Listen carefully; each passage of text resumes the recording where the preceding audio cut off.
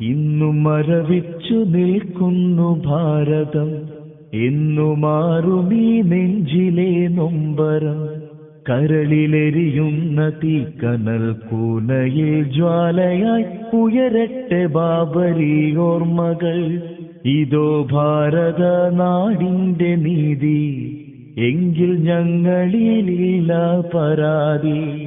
നിങ്ങൾ തച്ച് തകർത്ത മിനാരങ്ങളിൽ ഇന്ന് ബാങ്കൊലിയില്ലെന്ന് നേര്. നിങ്ങൾ ഉഴുതിട്ട ബാബരി മസ്ജിദിൽ നട്ടത് വർഗീയതയുടെ വേര്. ഹിന്ദുധർമ്മം മറന്നവർ ശൂലമേന്തി ഇന്ന് തീരാ കളങ്കമായി ബാബരി. ഹിംസമോഹികൾ അധികാര പീഠമേന്തി ഇന്ന് നീതി ന്യായങ്ങളും മാറി.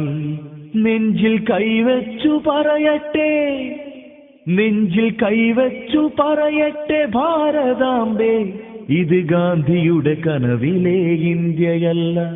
ഇവിടെ ഉമറിന്റെ ഭരണവും വന്നതില്ല. ഇത് ഗോഡ്സെയുടെ ഇന്ത്യ, അനീതിയുടെ ഇന്ത്യ.